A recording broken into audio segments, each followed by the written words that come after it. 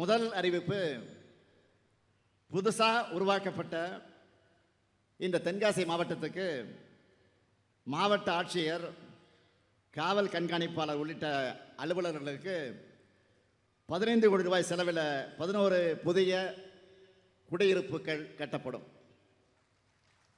இரண்டாவது அறிவிப்பு, சங்கரன்கோயில், மேலநிலைத நல்லூர் பகுதியில் இருக்கக்கூடிய பெண்களுக்கு அதிக வேலைவாய்ப்பு அளிக்கக்கூடிய குருக்கல்பட்டி சிப்காட் திட்டத்தின் நீர் தேவைகளை நிறைவு செய்ய 52 கோடி ரூபாய் மதிப்பீட்டில் புதிய குடிநீர் திட்டம் செயல்படுத்தப்படும். மூணாவது அறிவிப்பு, தென்காசி மாவட்டத்தில் இருக்கக்கூடிய மாற்றுத்திறனாளிகளுக்கான ஒருங்கிணைந்த சேவை மையம் 2 கோடி ரூபாய் மதிப்பீட்டில் அமைக்கப்படும். நாலாவது அறிவிப்பு, கடையம் ஊராட்சி ஒன்றியத்துக்கு 6 கோடி ரூபாய் செலவில் புதிய கட்டடம் கட்டப்படும். அஞ்சாவது அறிவிப்பு, சிவகிரி, கடையநல்லூர், சங்கரன்கோயில் மற்றும் திருவேங்கட வட்டங்களில் இருக்கக்கூடிய விவசாயிகளுக்கு பயனளிக்கக்கூடிய வகையில் இந்த பகுதியில் இருக்கக்கூடிய பல்வேறு முக்கிய கண்மாய்கள் 12 கோடி ரூபாய் செலவில் சீரமைக்கப்படும்.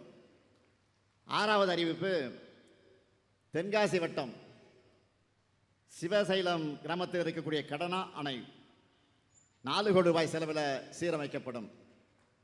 ஏழாவது அறிவிப்பு, கடையநல்லூர் வட்டத்தில் இருக்க வரட்டாறு பாசன அமைப்பின் கீழ் உள்ள அணைக்கட்டுகள் மற்றும் குளங்கள் 4 கோடி ரூபாய் செலவில் மேம்படுத்தப்படும்.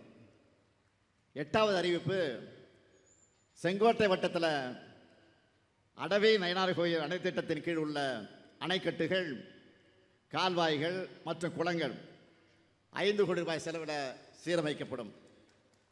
ஒன்பதாவது அறிவிப்பு, வீர கேரளம்புதூர் வட்டத்தில் இருக்க மாராந்தாய் கால்வாய் 2 கோடி ரூபாய் செலவில் சீரமைக்கப்படும்.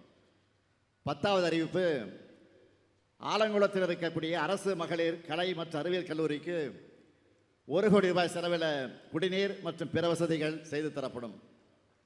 இந்த 10 முத்தான அறிவிப்புகளும் உங்களுக்கு மகிழ்ச்சியை தரும் என்று நான் நம்புகிறேன்.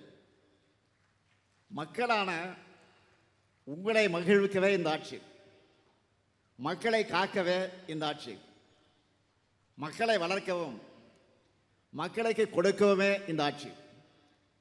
இந்த 4 ஆண்டு காலமாக நாங்கள் செஞ்சுட்டு இருக்கோம்.